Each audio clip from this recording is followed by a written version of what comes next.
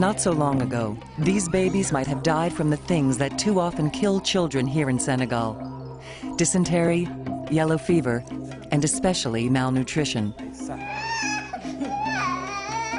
Malnutrition is a pandemic problem in West Africa.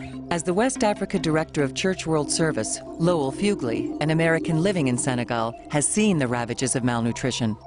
Some countries, 1 child out of 4 does not reach the age of 5 years, dying due to malnutrition or diseases brought on by malnutrition. Worldwide, 500,000 children go blind every year just due to lack of vitamin A. Ça dépend des périodes. Generally, we might see between 20 and 30 children in a day. Madame Touré Sako runs a pediatric center in Bignona, Senegal. One thing we have noticed is that right now, there's much less malnutrition than there was before. Madame Sako says the reason for less malnutrition is a tree called Moringa. Some people call it a miracle tree.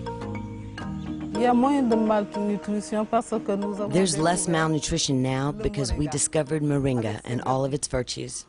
The leaves themselves contain, ounce per ounce, about 3 times the iron you find in spinach, 4 times the vitamin A you'll find in carrots, 4 times the calcium you find in milk, protein, all the essential amino acids. Its leaves, fruit, seeds, even the flowers are all edible and highly nutritious. From the seeds, you can extract a very high-quality vegetable oil. The seed kernel powder can be ground up and used to purify water. Foundations, universities, and companies from all over the world are researching Moringa's potential applications. And U.S. foundations like Andrew Mellon, the National Geographic Society, and the National Science Foundation are all participating in Moringa research. Research is one thing, but Fugley says that here in Senegal, Moringa can be the difference between life and death. This child you see here was brought to us by his mother 2 years ago in a very severe state of malnutrition, like a skeleton. His bones were just standing out and his mother was certain the baby was going to die. But we advised to take Moringa. The child did recover, and now he's in excellent health. When a mother arrives with a malnourished child here, first we weigh the child and take his temperature and do a general examination. If he is suffering from a particular disease, we will treat that disease with medicines. And then we will counsel the mother to put the child directly on Moringa. The mother will thereafter return with the baby periodically for checkups. And we find that Moringa not only does it rapidly cure malnutrition, but it also seems to have a beneficial effect on many other maladies. Fugley's mission is to promote Moringa as part of the national diet. We did a pilot project here in Senegal for 2 years, training health workers, training villagers, and how to use the tree, how to grow the tree. And through this project, we demonstrated very conclusively that in fact, these leaves are an extremely powerful tool in helping counter the problem of malnutrition in West Africa. This family lives in a village in southern Senegal. Moringa is part of their diet. They grow Moringa in their own garden and harvest leaves like other cultivated products. After the leaves are gathered, they are then washed and spread out on a cloth to dry. They are then placed into a mortar and crushed. Even the little ones help. The powder is then sifted like flour. Now it's ready to use.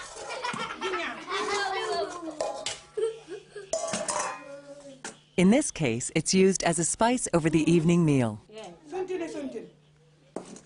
This is Moringa stenopetala. This is only known, as far as I know, from 5 areas around Lake Turkana in northern Kenya and southwestern Ethiopia. Evolutionary botanist Mark Olson is a Washington University doctoral candidate who has traveled the world collecting 13 different species of Moringa. every place I've been in the tropics, where they grow in the wild, local people use them. This is everywhere from Madagascar to Namibia to the Kenya, Ethiopia, Somalia area. The plant's makeup also contributes to its ability to thrive in some of the most arid areas of the world. So if we go ahead and break off one of these roots, we can see how full of water it is. That's what helps the seedlings get through dry periods and survive to adulthood. The tree is not just full of water, it can also purify water, which can be a lifesaver. Because a third to a quarter of the people on Earth, and it's about half of the people in the tropics, don't have dependable access to clean water to drink. To help remedy this access problem, the University of Leicester, England is researching the coagulating properties of moringa seeds. They believe the seeds purify water better and less expensively than traditional methods. There's even been an entire full-scale running of a water purification facility in Tiolo, Malawi, just using moringa seeds. Ground into powder form, just 3 tablespoons of moringa leaf powder can provide 3 times the vitamin A a child needs, virtually all of his iron and calcium needs, and all of the essential amino acids. These days, health workers, instead of using imported products to treat malnutrition, are using these leaves. It's accessible and indigenous. Fugly says one of the disadvantages of other forms of aid to combat malnutrition is that once the aid runs out, the people starve. Not so with moringa. Through moringa, we felt that this was a possible, local, low-cost, accessible solution, which even after the training program in how to use it came to an end, the people could carry on by themselves. People like Blanche Sambu Diata, a midwife at Belfort Health Post who performs pre- and postnatal examinations at the clinic. Since I was pregnant with my baby, I've been taking it regularly, and I continue to take it. And I can attest to these women that I myself am a user of this product. We also advise them to plant it themselves at their home and to use it for the benefit of the entire family. So after a while, people are growing their own trees at their household and adding the leaves on a daily basis, and the entire family can benefit. Africa's not the only place where moringa is working miracles. In India, it's called the drumstick tree. They are looking at the use of moringa as a potential cure to blindness because it's loaded with vitamin A. Vitamin A deficiency can lead to blindness, deformities, and other congenital diseases. According to the World Health Organization, vitamin A deficiency is almost at epidemic proportions in many rural villages. In 20 villages in western India, Kansas-based Trees for Life is trying to fight this epidemic by helping the people plant and use moringa. In India, I know that people take the seeds and they will sort of stir-fry them, and they will get a vegetable that tastes somewhat like peanuts. Ann Hirsch is a professor of botany at the University of California, Los Angeles. Well, one of the things that impresses me most about moringa is the fact that it has the full complement of essential amino acids that human beings need. There are 8 of them that we cannot synthesize, so we have to get it from our food. In the developed world, we eat meat. In the developing world, meat is a rare commodity, or it's an extremely expensive commodity. Experts are surprised that Western businesses haven't exploited moringa's commercial value in the developed world. The place for a plant like moringa in this country would be most likely to people who follow a vegetarian diet.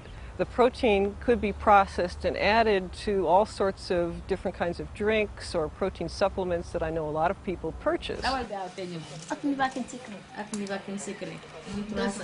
But in Senegal, the people have more immediate needs for moringa.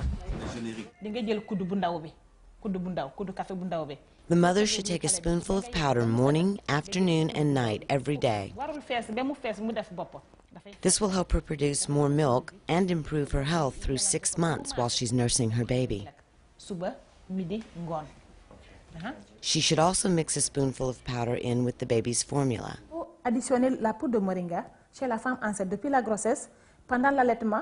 We encourage pregnant women to start taking Moringa while they're pregnant, after they give birth, while they're breastfeeding the child, during the child's weaning period, and afterwards. And this way we find that preventing malnutrition is much, much better than curing it. And clinics like this one are making it very easy for mothers to get Moringa.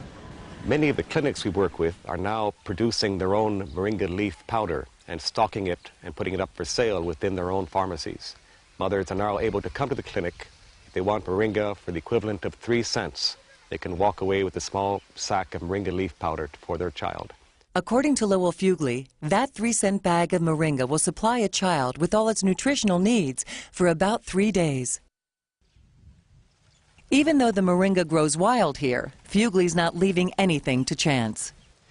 This particular Moringa plantation was installed near the village of Kubalan in southern Senegal. We did this in collaboration with the women of the village. The women helped us plant the trees. We helped them put in wells and irrigation system for the gardening project. Fugely has even set up a Moringa processing plant to help larger numbers of people. You can seed Moringa in prepared beds every 10 centimeters or 3 inches. It's 100 plants per square meter.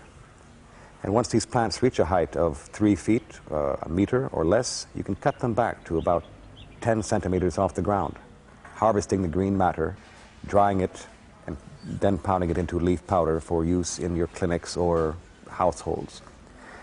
Once you've cut this back, the stumps will regrow, and 8 weeks later you can have another harvest. In this way you can have continual harvesting, up to 9 harvests every year, which Fugely says produces about 650 tons per hectare, or 2.5 acres.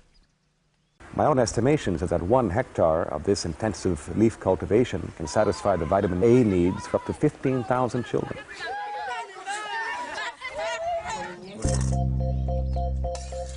The goal is to make sure that this family and hundreds of thousands of others have a future. The idea to find a food, a perfect plant, that can satisfy people's hunger and give them all the protein nutrients that they need is of great importance. If I had set out to design a tree which would be of maximum benefit to mankind, I'd be hard put to do better than the Moringa illifera tree.